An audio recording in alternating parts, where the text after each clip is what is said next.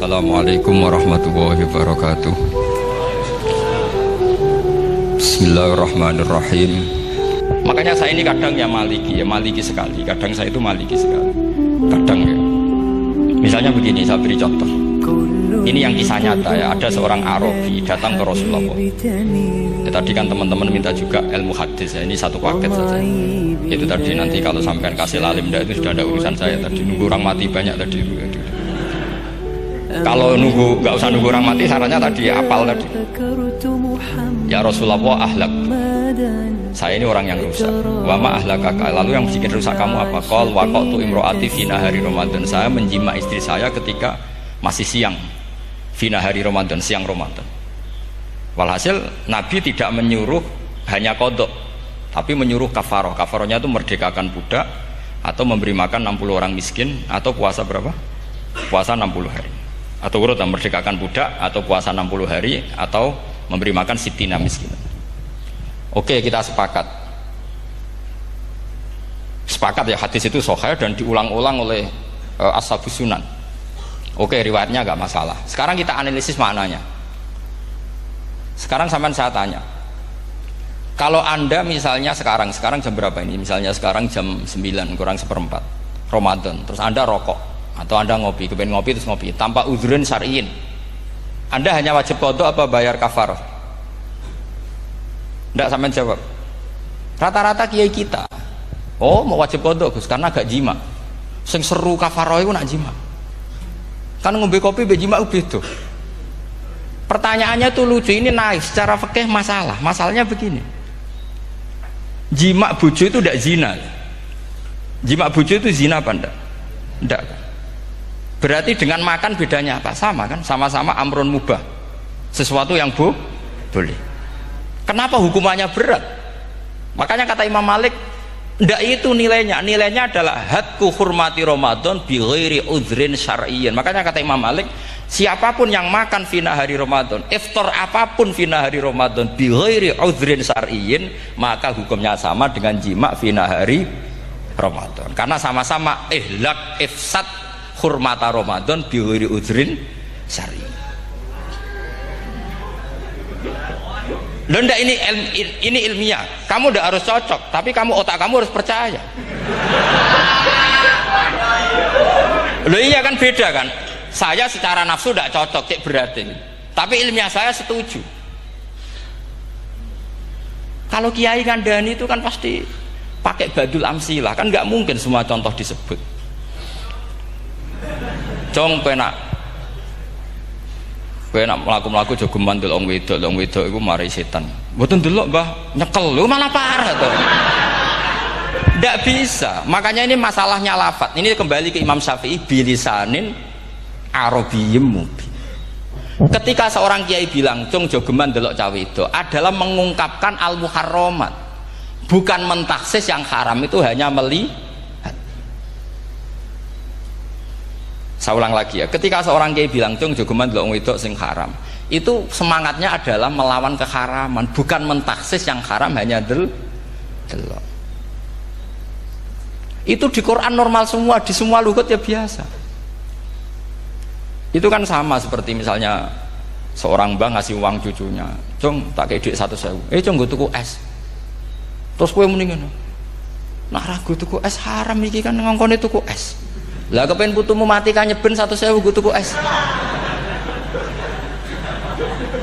Ya mulai dulu istilahnya nak bange ke ibu tuh cung 100.000 gue tuku es. Cara wong kuno. Nah, maksudnya gue pokoknya umumnya cak cilik senane es cuma nyebut. Ya sudah seperti itu. Sama seperti Quran menghentikan begini. Ini memang saya latih yang fikih dulu, yang pokok-pokok. Di antara yang enggak boleh dikawin adalah wa antasma'u bainal ukhtaini illa ma qad salaf. Kamu enggak boleh menikahi Sri dan Zainab, kakak beradik. Sudah sepakat nggih? Fi nikahin wahid enggak boleh al jam'u bainal ukhtain. Jadi mbaknya kamu kawin, adiknya kamu kawin fi nikahin wahid. Tapi nak ngeduni boleh, berarti kan dengan waktu yang berbeda. Quran hanya menyebut itu. Kemudian Rasulullah zaman Sugeng itu hanya nambahi wala binal mar'ati wa ammatiha wala binal mar'ati wa kholatiha, juga gak boleh menikahi ponaan plus buliknya, baik bulik dari bapak yaitu ammah maupun bulik dari ibu disebut apa? Kholah.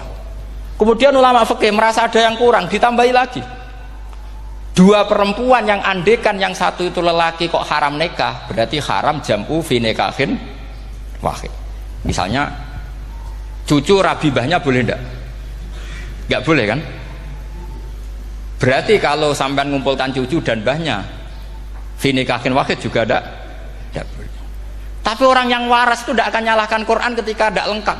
Wa antasma'u binal ukhtain ila ma qad sal, ini tidak lengkap. Yang haram kan tidak hanya jam'u binal ukhtain, termasuk mengumpulkan cucu dan mbahnya, karena Quran nggak mau dengan logika tidak waras itu, tidak mau. Taruh saja orang itu rata-rata mbahnya kan umur 70 tahun, cucunya umur 17 tahun, kebayang nggak kamu nikahi sehingga adik kan boleh bareng, pasti kamu milih bareng. Makanya Quran hanya bakas wa antasma'u final ukhtain, karena yang mungkin masih menggugah selera itu dua. Tapi kalau cucu sama mbahnya itu, kalau ada yang masih selera kan ya sarap tuh. Tapi fikih sebagai kaidah tetap menerangkan termasuk yang haram jam'u adalah bainal mar'ati wajad dati. Paham juga maksudnya? Artinya ketika menyebut itu tidak jaminan merangkum semua hukum, tapi ba'dul amsilah. Fa'innal akila yaktafiya bi isyaratil ba'di, karena orang kalau punya akal diisyarai sebagian sudah paham. Ini penting kalau aturakan, jadi ini penting. Nah bayangkan sekarang banyak gerakan-gerakan ahli Quran katanya, tapi nggak memahami ilmu usul fikih. Qur'ane ra ono ya wis, nang Quran ra ono cerita harame asu, nak ngono asu ya halal, ora ono Qur'ane. Sing ra ono iku tekem ora Quran iku aneh-aneh kowe.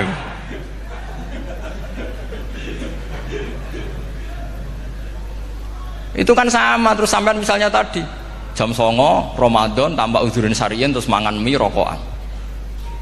Itu kan melecehkan Ramadan biguri udzurin syariyin, karena melecehkan hurmata Ramadan kena sanksi separah itu. Jangan kamu terus bilang, tapi Nabi hanya bilang masalah jima fi nahar Ramadan. Jima istri itu hukumnya itu tidak zina, hukumnya itu mubah, sama dengan makan. Ini cara madhab Maliki, tapi kita alhamdulillah madhab Syafi'i. Ya itu masalahnya, berhubung itu menguntungkan sami'na wa ta'na. Nah, itu. Tapi saya sendiri dalam konteks ini, saya itu ya sangat-sangat Syafi'iyah, sangat-sangat Syafi'iyah, dalam banyak hal sangat-sangat Syafi'iyah. Tapi dalam banyak hal kadang-kadang saya ya Maliki. Nah, itu kan kalau sampean tanya kenapa gitu, ya hikmahnya baca banyak saja. Karena yang Syafi'i itu ya karena bacanya hanya Syafi'i, itu bukan fanatik, itu keterbatasan. Jadi itu beda, itu namanya tidak fanatik, itu keterbatasan. Itu beda sekali. Jadi kita harus ngaji yang banyak. Saya termasuk utang sama Imam Syafi'i itu baca kitab Ar-Risalah. Itu kitab yang kadang satu ulama baca sampai 500 kali. Yaitu Imam Syafi'i itu dalam kitab Risalah itu begini, ini termasuk ulumul Quran yang paling penting. Muqaddimahnya begini, wan nasu sinfani min awalil amri, wan nasu sinfani. Ketika Rasulullah datang membawa Quran itu manusia hanya ada dua, al kuffar sing dari jenis ahli kitab dan kuffar dari jenis yang tidak ahli. Bahkan tidak ada orang Islam zaman itu. Pertama Nabi jadi Nabi itu adakah pendengar yang Muslim? Kan tidak ada, semuanya ahli kitab. Makanya susah kalau Quran kamu analisis korbannya orang Islam itu, kata Ibnu Umar itu lucu. Dulu itu mukhatabnya itu orang kafir, jelas kuliah ayyuhal kafir. Ya ayuhan nasu ubudu rabbakum alladzi khalaqakum. Jelas orang kafir. Karena orang Islam nggak mungkin dikhatabi ubudu rabbakum. Makanya Imam Suyuti kalau nafsiri itu ngeper ubudu rabbakum wahiduhu. Tapi kalau mukhatabnya orang Islam dawimu alal ibadah atau dawimu alat tauhid. Karena dia tahu kalau mukhatabnya orang kafir ubudu ya masih wahidu. Kalau sudah Islam kok dikhitabi ubudu mudawamah alal ibadah. Itu saking alimnya Imam Suyuti. Ini saya teruskan. Kalau mukhatabnya itu orang kafir ahli kitab, itu kemungkinannya ya dua. cara mereaksi Quran, yaitu disebut lam yakunil ladzina kafaru min ahlil kitabi wal musyrikina munfakina hatta ta'tiyahumul. Jadi lam yakunil ladzina kafaru, jelas kafaru itu umum. Kemudian ditafsir kafaru itu ada yang min ahlil kitabi, berarti kafaru yang jenis Yahudi Nasrani. Ada kafaru yang min ahlil kitabi wal musyrikin, kafaru yang jenis musyrikin, yaitu kafir Mekah. Karena cara kaidah nahwu al-atfu yaqtadi taghayyur, kalau ada ataf pasti konteksnya beda. Jaa Zaidun wa Amrun, berarti Zaid ada Amar, Amar ya ada Bakar, karena Jaa Zaidun wa Amrun wa Bakrun. Pasti orang ini berbeda. Tidak boleh orang yang sama kamu pakai ataf. Ini sudah clear ya ini ya. Kemudian cara pandang mereka ya beda. Ketika Rasulullah mengajak tauhid, itu ahli kitab tidak masalah. Memang harusnya Tuhan itu satu. Tidak masalah bagi ahli kitab. Problem bagi ahli kitab adalah Muhammad itu nabi. Itu kita nggak suka. Kalau Tuhan satu oke, tapi kalau Muhammad nabi tidak oke. Kita bisa jadi nabi, kata mereka, karena mereka merasa nasabnya sampai Ibrahim. Sementara zaman itu mereka sanksi Muhammad itu nasabnya konti, gak jelas. Ini penting kalau aturakan. Sehingga dalam konteks ini Allah menjawab ahli kitab dulu. Ini itu disebut Muhammad itu nasabnya jelas. Ini itu fihi ayatum bayinatum maqamu Ibrahim. Ini saya dengarin. Ibrahim itu jelas pernah ke Mekah. Bukti Ibrahim pernah ke Mekah adalah jejak kaki Ibrahim di makam apa? Makam mereka, artinya buatan kuburan, buatan jejak kaki Ibrahim ketika bangun Ka'bah. Fihi ayatum bayinatum maqamu Ibrahim. Pun. Kalau Ibrahim pernah di Mekah, artinya beliau pernah nikah di Mekah. Paling tidak punya dzurriyyah di Mekah. Ini Ismail dibawa ke Mekah. Jelas ayatnya wa idh yarfa'u Ibrahimul qawaida minal baiti. Wah Ismail, ini dengarin ya. Sebab itu saking alimnya berjanji itu beliau tahu betul masalah utama Rasulullah Muhammad adalah disangsikan nasabnya. Sebab itu kitab berjanji pertama cerita setelah dia alhamdulillah macam-macam awalu ma'anab tadi saat terus dia bilang wa ba'du fa'akul huwa Muhammad bin Abdillah bin Abdil Muttalib. Saat terus ya wabak dua Muhammad bin Abdullah bin Abdul Muttalib wasmu Syaibatul Hamdi Humitat Khisaluhus Saniyah. Saat terus Ibnu Kusoyin, saat terus Sumiyah bi Kusoyin litakosi fi biladi kudoatal Qasiyah. Karena dia tahu yang masalah bagi Rasulullah itu adalah masalah nasab bagi mereka loh, bagi mereka yang kafir. Terus beliau ngendikan ditutup wa adnanu bila roibin indadawil ulumin nasabiyah ila dhabihi Ismaila nisbatuhu wamun. Jelas saya Adnan itu pasti puter cucu-cucunya Nabi Ismail. Karena orang Yahudi yang disoal Muhammad itu, kamu itu siapa? Kok tahu-tahu Nabi? Kamu orang Arab. Orang Arab itu tidak pernah ada Nabi. Yang Nabi itu normalnya orang Israel, yaitu turunan Yahudi, karena Yahuda bin Yakub bin Ishak bin Ibrahim. Akhirnya Allah membuktikan fihi ayatum bayinatum maqami. Bukti kalau Ibrahim pernah di Mekah adalah jejak kakinya di Mekah, itu dekat Ka'bah. Ini jawaban Allah yang tentang ahli kitab, karena sudah jelimet. Ada ilmu ansab, ada ilmu nasab, ada polemik kitab samawi. Kalau kafir Mekah ini goblok-goblok. Ketika Rasulullah pakai teori tauhid, orang kafir Mekah itu sangat gobloknya bilang gini, Muhammad, kita ini urusannya banyak, utang kita banyak, kasus saya banyak. Kok Tuhannya satu itu tidak cukup? Yaitu mereka mengatakan aja'alal alihata ilahau wahida inna hadza la syai'un ujab. Bagaimana Tuhan hanya satu? Urusan kita banyak, masalah kita banyak. Tuhan nggak boleh satu, harus banyak. Sejumlah urusan kita. Ada Tuhan BPKB, Tuhan macam-macam lah. Ada Tuhan kredit, Tuhan kas, macam-macam lah kan. Sesuai sebanyak urusan kita. Mereka tanya aja'alal alihata ilahau wahida. Masa Tuhan satu? Inna hadza la syai'un ujab. Ini aneh. Tapi Rasulullah dengan sabarnya, kalau yang seperti ini Allah menjelaskannya beda dengan yang pertama. Karena tadi orang kafir itu bisa min ahlil kitab, bisa wal musyrikin. Lam yakunil ladzina kafaru min ahlil kitab. Ada yang wal musyrikin. Semuanya ini tidak pernah munfakina hatta ta'tiyahumul bayyinah. Mereka tidak pernah tercerabut dari pikiran mereka, dari mainstream mereka, sampai ada bayyinah. Bayyinah itu kejelasan kebenaran atau benar yang begitu jelas. Itu siapa? Rasulun minallah yatslu suhufam mutahhar. Akhirnya Nabi sabar. Saking sabarnya Nabi itu ngomong gini, ya di khalayak umum, mukhatamnya ya kafir semua. Hei saudara-saudara kami suku Quraisy, kita ini sebangsa. Nabi tanya, Muhammad, ajaran kami itu benar karena kamu itu orang yang kita percaya, tapi kali ini Anda aneh karena ngajak satu Tuhan. Itu tidak mungkin, urusan kita banyak, satu Tuhan juga mungkin, Tuhan harus banyak. Kita punya 3 aja kurang banyak kan, banyak punya Lata, Uzza, Hubal. Rasulullah dengan sabarnya ngendikan gini, hai kaumku, kalau kamu jadi pembantu, jadi buruh, senang mana punya majikan banyak sama majikan satu. Kalau majikannya banyak, itu perintahnya beda-beda, seleranya beda. Semua harus kamu lakoni, semua harus kamu taklui, karena kamu harus nurut. Wah ya repot mat kalau di majikan banyak, oh ngerepoti mesti. Rasulullah tinggal nimpali, Tuhan kamu itu majikan kamu, kalau Tuhannya banyak, perintahnya ya banyak, seleranya beda-beda. Kamu bingung nggak? Wah ya bingung mat, ya sudahlah mat satu aja. Akhirnya mereka masuk Islam. Nah itu disebut Nabi itu fatona, punya kecerdasan artikulatif, kalau menjelaskan itu masuk akal. Nah itu disebut dorobawahu matalar rojulan fihi syuraka'u mutasyakisuna wa rojulan salamal lirojul hal yastawiyani masalah alhamdulillah. Nah ini penting, Allah membuat satu perumpamaan bagaimana ada satu pembantu yang punya majikan banyak, yang berbeda-beda seleranya, berbeda-beda perintahnya, dengan kalau hanya satu majikan. Apakah sama? Mereka jawab tidak sama, enak punya satu majikan. Begitulah Tuhan kamu, harusnya satu. Jadi artinya gini, kalau kamu ngaji ulumul Quran, kamu harus tahu ini khitab ke kafir. Kafir yang mana? Ahli kitab atau kafir yang musyrik? Nah sekarang tidak tahu lagi, pokoknya kafir.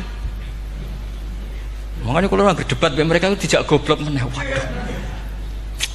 Makanya sama tidak usah ketularan goblok, sing pun gimpun sing wis goblok ora usah ditambahi mun kathah dan ini pun niku.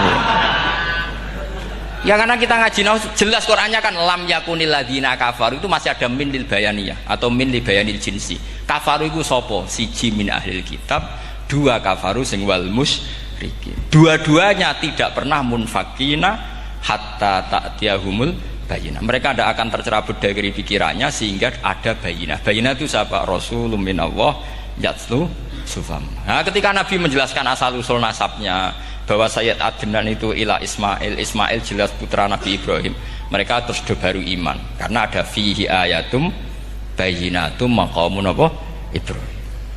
Ya jadi saya kira demikian. Nanti kan akhirnya jam berapa?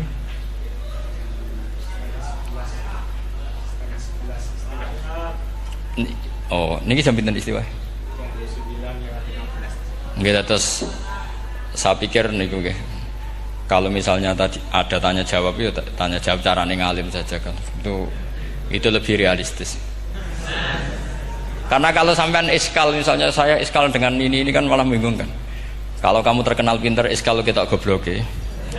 Nah wis pinter kok iskal gitu. Jadi saya niru ilmunya Abu Nawas. Abu Nawas sudah bisa pidato, nggak bisa pidato. Suatu saat dipaksa pidato sama khalifah itu.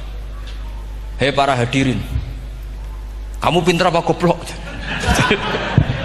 Lah mereka pinter, mau ngandani wong pinter, terus pinter kok ngandani gitu. Akhirnya hadirin itu kan karena seneng sama Abu Nawas itu seneng. Ya sudah Abu Nawas, kalau gitu kita goblok. Aku mau mengambil wong goblok. Akhirnya terus wassalamualaikum warahmatullahi wabarakatuh. Jadi itu Abu Nawas juga bisa pidato, tapi dia tahu saja caranya menyelesaikan masalah. Jadi itu Abu Nawas. Jadi ya orangnya kacau tapi cerdas itu, makanya jadi guyonan. Sebenarnya Abu Nawas itu figur yang nyata, tapi tidak senaif yang diceritakan orang-orang di anekdot itu. Ya beliau itu orang soleh ketika era Harun ar-Rasyid. Tapi ya tadi karena banyak cerita yang macam-macam. Ya, Abu Nawas itu, makanya ini cerita anekdot. Jadi riwayatnya nggak jelas tapi lucunya jelas itu. Jadi itu. Dia itu mangkel punya tetangga profesor ahli astronomi. Adiknya aku mau iso omong tok. Abu Nawas mau pinter mau amale omong kan masyhur itu. Dia cerita hari Senin tanggal sekian lihat Abu Nawas di alun-alun mau terbang. Orang lihat semua itu Abu Nawas itu ya sudah di podium ya hanya gitu-gitu tok. Kok nggak mau terbang-terbang? Ya mau itu ya tidak. Wassalamualaikum warahmatullahi wabarakatuh. Yang bilang Abu Nawas terbang siapa? Abu Nawas mau terbang. Yang namanya mau itu ya tidak.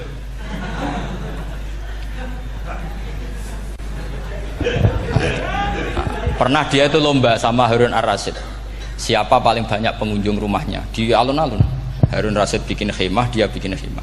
Tentu cerita ini bohong, yakini ini bohong, makanya ini bohong tenang. Makanya ini anekdot, hanya guyonan. Harun Rasid karena dia raja itu ada apel, ada makanan macam-macam. Ya tentu pengunjungnya banyak. Batas akhir itu penilaian jam 12 malam. Abu Nawas tenang, satu pun nggak ada pengunjung, nggak ada makanan, nggak ada apa. Pas jam 12 rumahnya dia, kemahnya dibakar. Orang ke dia semua. Tit menang dia karena jumlahnya. Bahkan Harun Rasid itu datang ke kemahnya dia. Karena lombanya kan pengumpulan massa terbanyak tit jam 12. Harun Rasid pikirannya santri ya guys, sugoi jajan nggak mesti teko, pikirannya gitu. Abu Nawas pikirannya beda, jenis ono kebakaran pasti datang. Wes dihitung biaya khemah sama hadiahnya banyak hadiahnya. Yang ahli falak ini punya ilmu yang rasional, yang pintar sekali. Dia ilmuwan bahwa bumi itu bulat-bulat. Nah, saya lagi tren meyakini bumi flat, itu ya kacau nih. Gara-gara penjelasan sing sepihak. Ini wong nganggur. Lah wong ilmuwan kok sentimennya perkara wedi duit. Enggak boleh ilmuwan menyebut sentimen apa? Uang. Akhir bumi itu bulat-bulat. Jadi kalau Anda jalan ke timur terus nanti ke titik yang sama. Abu Nawas ora paham karena dia memang enggak ahli sains gitu. Suatu saat si profesor ini kemalingan, malingnya melayu ngetan. Minta tolong sama Abu Nawas, kejarlah maling itu. Kemana? Ke timur. Dia ngejar ke barat. Ditanya sama profesor, saya udah bilang larinya maling itu ke timur, kalau kejar ke barat nanti ketemu di titik yang sama. Akhirnya profesornya ngerti, oh ngenyek tuh. Jadi, nah khawatir saya nanti kalau santri-santri tidak pinter ilmu, terus pilihannya ilmu kayak Abu Nawas, jalan pintas tadi. Karena belajar falak jelimet, belajar faraid apa? Jelimet, ada aul, ada roh, terus semua ada masalah yang ruwet-ruwet terus. Akhirnya mau olah bicara. Ini musibah, inna lillahi wa inna ilaihi raji'un. Itu tidak boleh. Quran tidak mengajarkan itu. Quran tetap mengajarkan ilmu meskipun ada nilai seninya. Ya tadi nilai seni tadi misalnya Allah mencontohkan daraba wa masalah rajulan fihi syuraka. Terus kedua uniknya Quran itu begini. Setelah dipikir itu nyata-nyata lebih detail. Misalnya begini. Ketika Allah mencontohkan ba'udah itu nyamuk. Itu orang-orang kafir itu bilang gini, ya Muhammad, Tuhan Anda kehilangan stok ilmiah. Sehingga contoh itu enggak yang dahsyat tapi sekedar nyamuk. Wong nyamuk kok digawe contoh. Mbok ya contoh itu dinosaurus, tak jerapah, tak apalah yang keren itu. Mosok contoh apa? Nyamuk. Terus Allah menjelaskan innallaha la yastahi ayyadriban apa? Masalamma. Contoh apa saja? Apa saja itu ditafsiri ba'udotan fama fawqaha, entah itu nyamuk fama fawqaha atau yang di atasnya nyamuk, maksudnya di atasnya itu fil killah atau fisighor atau yang di atas nyamuk yang lebih kecil ketimbang nyamuk. Sekarang saya contohkan kata Rasulullah, contoh yang kecil saja, nggak usah bikin nyawa, nggak usah, itu terlalu mustahil. Seorang pemahat patung, terus kamu pesen, Pak, aku gak eno patung gajah, mesti muni sanggup. Tak muni, Pak, gak eno patung gajah, ukurannya ya semestinya gajah. Oke. Tapi Pak, aku gak eno patung nyamuk, ukurannya ya sak nyamuk. Kira-kira sanggup apa enggak? Artinya ketika Allah gawe nyamuk itu lebih sulit ketimbang gawe gajah apa lebih mudah? Lebih sulit. Karena nyamuk yang sudah kecil, dia punya alat kelamin terus seberapa juga. Alat kelaminnya juga tetap harus ada lubangnya, terus seberapa? Temen saya malah ada yang cangkem elek bilang gini, lalu ya punya kumannya seberapa? Nah ini pentingnya ngaji akal. Kamu jangan hanya bilang, wow dinosaurus, jerapah, seru nyamuk. Nah karena orang sudah ada itibar dengan nyamuk, didatangkanlah nyamuk banyak. Sebenarnya nyamuk banyak itu mergo mangkel, gak diperhatikan itu. Makanya terus. Lah ini saya tahadus binemat, istri saya itu sering protes. Istri saya kalau manggil saya Gus karena orang Jawa Timur. Itu sama-sama jagongan itu, saya itu tidak pati sering digigit. Namun ya digigit tidak sesering sampean, itu jelas ini. Terus saya tanya, Gus punya doa apa, kenapa tidak pati begitu digigit nyamuk? Saya bilang karena saya sudah tahu hikmahnya nyamuk, jadi harusnya dia sudah tidak nyerang saya, kata saya itu. Makanya ini ijazah, agak mandi salah sampean gitu. Karena tadi logika yang terbangun gitu. Kalau Allah bikin gajah, melubangi belalai gajah itu masih masuk akal. Bahkan saat kita bikin patung masih bisa. Tapi kan tadi nyamuk itu sudah kecil, harus punya usus, harus punya alat kelamin, harus punya telur. Telurnya juga detail lagi. Ini disebut innallaha la yastahyi ayyadriba mathalam ba'udah. Sehingga ba'udah di mata ahli tafsir, di mata ulama ini contoh yang luar biasa. Tapi di mata orang-orang yang nggak seneng mikir, kok terima nyamuk itu. Makanya saya minta kangkang di sini bisa makan itu harus syukur. Makan itu luar biasa. Saya itu sering nyontohkan di Jogja ini. Saya punya temen sakit. Kalau nggak ada obat dari Belanda itu mati. Kalau ini nggak dapat obat bagus dari Belanda atau dari Jerman itu meninggal. Berapa bulan lagi matinya? 3 bulan. Kalau nggak sampai dapat obat mati 3 bulan. Oh masih mandi obat yang di Jogja apa itu makan atau minum. Kalau orang nggak minum nggak sampai 3 bulan sudah mati. Boy orang itu mikir seperti itu. Tapi kita ini kalau obat dari Jerman, dari Belanda itu hebat. Kalau enggak kita mati sebulan lagi, 3 bulan lagi. Allah bikin obat pada kita tiap hari, yaitu kita bisa makan, bisa minum. Itu kalau sekali nggak makan 5 hari bisa mati sama. Tapi kita kan ngakan tuh hal yang biasa, nak duit iso utang terus dianggap biasa. Ini kalau ulama masalah besar. Punya otak seburuk itu tuh masalah besar bagi ulama. Sehingga Allah tidak malu ketika ngendikan kulu wasrobu, tidak malu karena makan ini urgen sangat penting. Dan Allah tidak malu meskipun Quran itu temanya kelas tinggi, biasa Allah mengatakan jong kowe kulu min thayyibati marusang nakum, kamu makanlah. Karena minum obat itu kebutuhan kita ketika sakit. Tapi kalau makan adalah kebutuhan kita sihatan wasukman, saat sakit maupun saat sehat. Nah, kalau Anda dengan kualitas ini, ketika Allah membicarakan makanan itu Anda akan respect sama Allah karena memang ini urgen betul. Tapi kalau Anda cara berpikir gini, hanya cari goro ibal ilmu yang aneh, yang seru, kamu baca ayat itu akan menjadi biasa-biasa saja. Dan itu masalah bagi mahabbah Anda pada Al-Quranul Karim. Ya saya kira demikian. Terus saya pikir tidak etis kan ini Jumat nanti. Sing biasa itikaf nanti terganggu.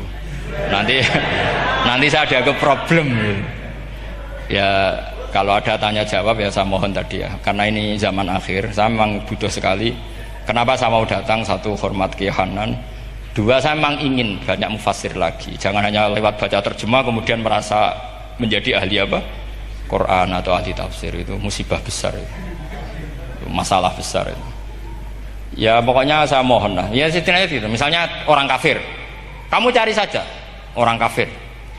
Ternyata ada yang harbi, ada yang dhimmi, ada yang mu'ahad, ada yang mustakman. Lalu dalam tarikh ada kafir Yahudi, kafir Nasrani, kafir ahli kitab. Kalau di fikih ada kafir yang lahum kitabun, ada yang tidak lahum kitabun. Kalau yang lahum kitabun disebut ini kitabiah kholiso, yang tidak. Itu kan berbeda-beda di fikih. Boleh nikahnya ndak, khilu dhabihatihim atau tidak, itu kan detail sekali. Makanya saya mohon ini latihan detail. Oke, sampean tetap ngaji, sering khatam itu bagus karena mengumpulkan semua ilmu. Tapi sampean harus menganalisis secara apa? Saya dulu ngaji Mbah Mun Muslim ya kilatan. Tapi saya ngapalkan sama Gus Subab. Gus Subab putrane Mbah Mun, dulu muridnya Said Muhammad. Saya itu tak pelajari lagi di rumah. Tak analisis lagi setelah besar sampai sekarang karena ya itu beda. Kita selalu Rabbi zidni apa? Ilma. Misalnya begini contoh ya, contoh. Kita mungkin tahu maknanya ayat tertentu itu begini. Misalnya begini. Faqula lahu qawlan layyinan la'allahu yatadzakkaru aw yakhsha. Musa dan Harun, jika kamu datang ke Fir'aun, maka kalau ngomong, kalau dakwah itu qaulal layyinan, dengan dakwah yang halus. Nggih, qaulal layyinan. Ini bagi yang ekstremis harus baca dialek ini. Ini kisah nyata yang diceritakan Habib Zain bin Semit ketika ngarang Al-Manhajus Sawi.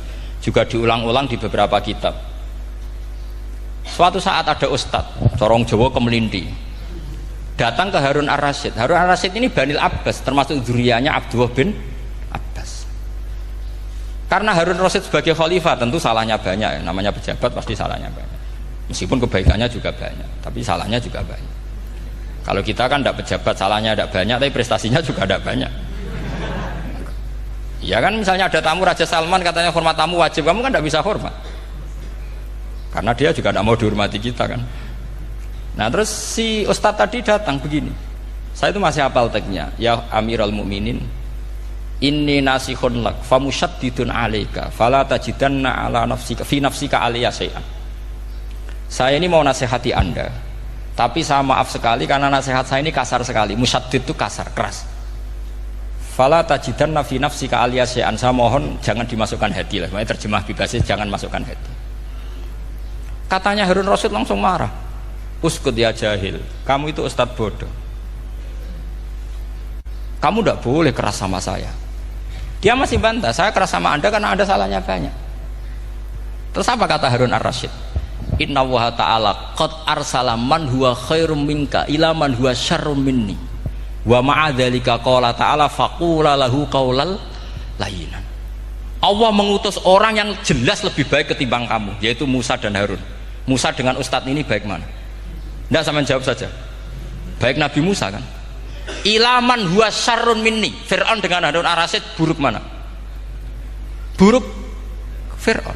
Itu saja masih dengan etika faqula lahu qaulal layyinan. Musa dan Harun kamu harus sopan. Ndak wae Fir'aun wajib sopan, ndak wae aku ra sopan. Lah ini sudah iktibar dari terjemah netral atau terjemah yang datar bahwa Allah ngutus Musa dan Harun ke Fir'aun dan Musa dan Harun diharuskan kaulal layinan, tapi menjadi energi mafhum yang luar biasa. Nak dakwai Fir'aun wae kaulan layinan apa maneh dakwai podo-podo mukmin.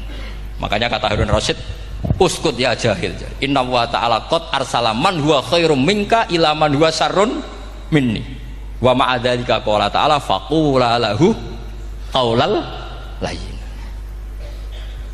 Ya, saya kira demikian, saya kembalikan ke moderator.